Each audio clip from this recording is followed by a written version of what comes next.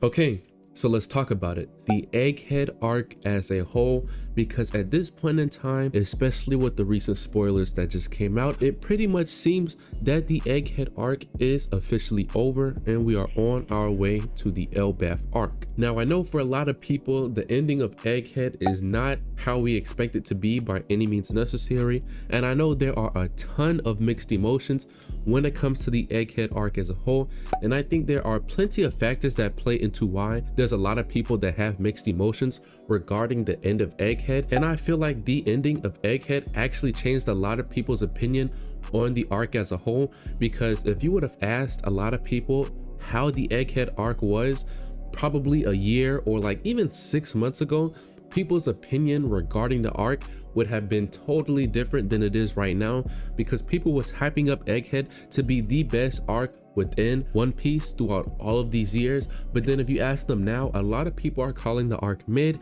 or just saying it's a 6 out of a 10, a 5 out of 10, and that's not what the substantial opinion was 6 months to a year ago. So we're gonna find out why it is Egghead has literally dropped on so many people's arc list when it literally was peak. And I would still say maybe it's not the best that I was hoping it to be, but I definitely will say it's top 3, and if not top 3, it's top 5. So starting off with the journey through Egghead, I'm not even gonna give a big recap because I have a whole video regarding the journey through Egghead, but just to touch on a few things, we've had a lot of very impactful moments throughout Egghead. Some of them are Shanks versus Kid. We have the whole Blackbeard versus Law. Then we have Garp versus Kuzan. There's so many huge, amazing fights within Egghead, which the comparison that I gave for somebody that wasn't up with the manga and was doing anime only, I was always comparing Egghead to be very similar to Marineford, but just at a very large scale, because we were seeing people fight that we've never seen fight before. We got introduced to so many new characters. We even got God Valley flashbacks, which I think a lot of people forget that we literally saw a lot of the things, not everything that happened in God Valley, and probably not the most important parts that we all wanted to see, but we still got God Valley flashbacks. We also had Lucci versus Luffy Gear 5. We actually had the reveal of Dr. Vegapunk, which is literally one of the biggest mysteries throughout One Piece, was who is Dr. Vegapunk. We actually got to interact with Dr. Vegapunk a lot throughout this arc. We got to see Emu and the Gorosei revealed in their monstrous forms for the first time, and not even talking about when they appeared on Egghead. I'm talking about whenever we had the flashback with Sabo. We had Emu using the Mother Flame to destroy Lelouch. We had a whole bunch of amazing moments, and just going back and thinking about Egghead as a whole, it's literally been such an amazing arc. I think Oda has literally masterfully written Egghead arc, and I would say it's top 3 arcs within One Piece, but I think it's the ending that kind of threw people off, and I'm pretty much going to tell you why. So as we all know, there's always this huge incident that was going to happen on Egghead Island that was going to shock the world. This was going to be the biggest incident. There was going to be no incident bigger than this.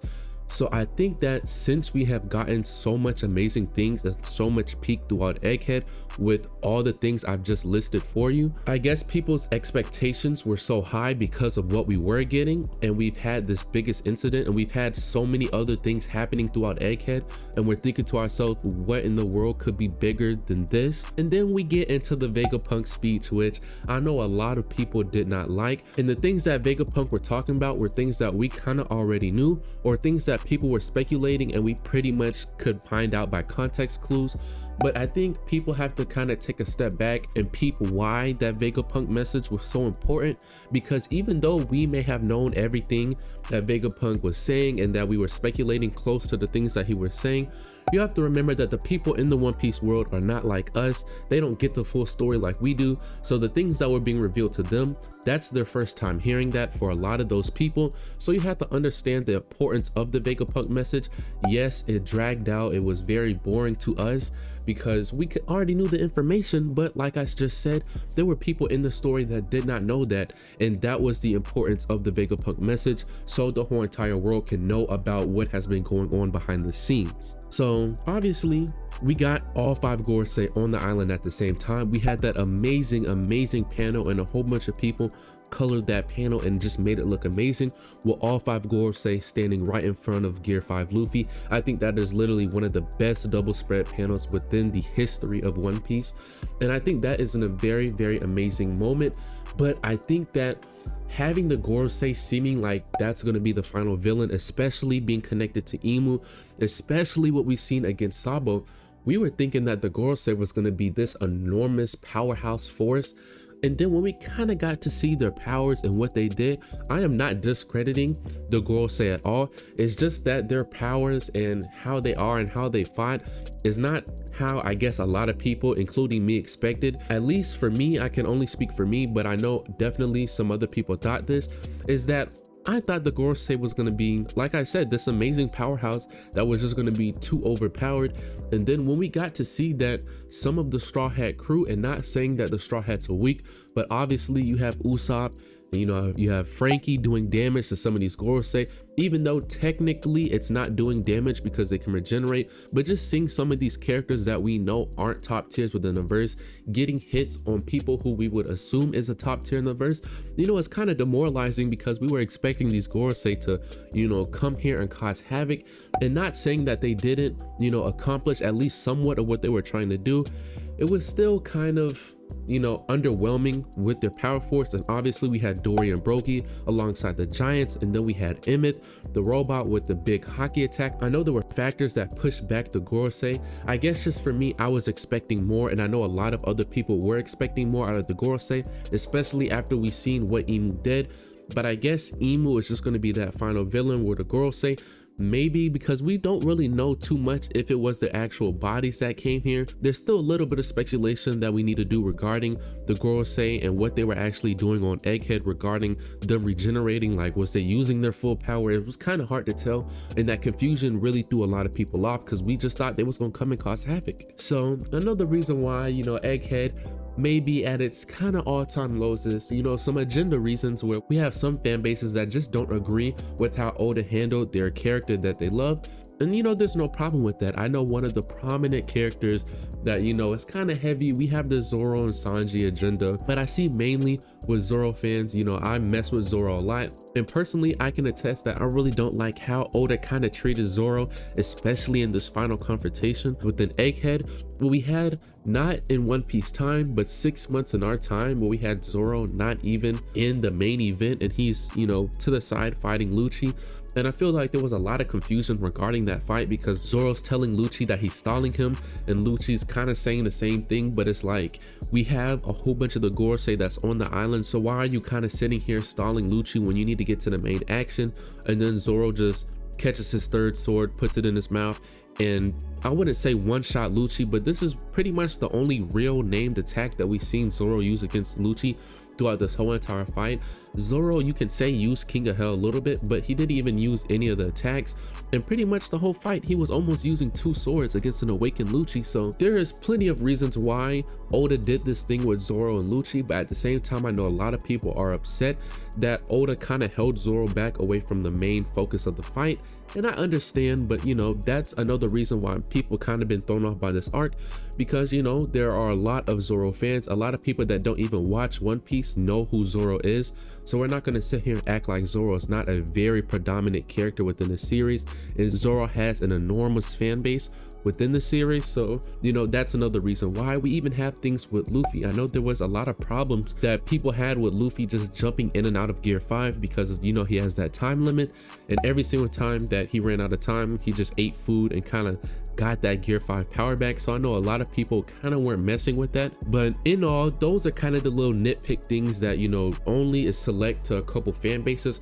But overall, we were supposed to have this grand final incident that was going to be greater than any incident. And if what we just got was the final incident, I'm not gonna lie to you, it was definitely very underwhelming. And I can agree to why people will kind of rate Egghead a little bit lower, but I think that this ending of Egghead does not ruin the arc to where it's not a top 3 or top 5 arc. We cannot lie that there has been so many amazing moments throughout the entire arc, and I think that rating Egghead low because of this incident that was very underwhelming, I think that's a bad thing to do, because I just don't think that Egghead was that bad of an arc. I've listed so many peak moments, and there were still some moments that I didn't list that we still had. We still had some cross guild moments. There were so many amazing moments throughout this story of Egghead, and the ending is not going to define the entire story as a whole. I was saying that Egghead was a 10 out of 10, and I know a lot of people were like, yo, Egghead arc, this is literally the best arc in One Piece, and this is the best arc by far. Then we get this underwhelming ending, which potentially it seems like it's over, but who knows. You know, we still have Kizaru, and I don't even think we saw Kizaru in the last chapter. So again, for the people who like admirals, that was kind of disappointing with Kizaru's whole showcase within Egghead. We know that he had some type of confusion within himself because it was Vegapunk, and he had his history with Vegapunk.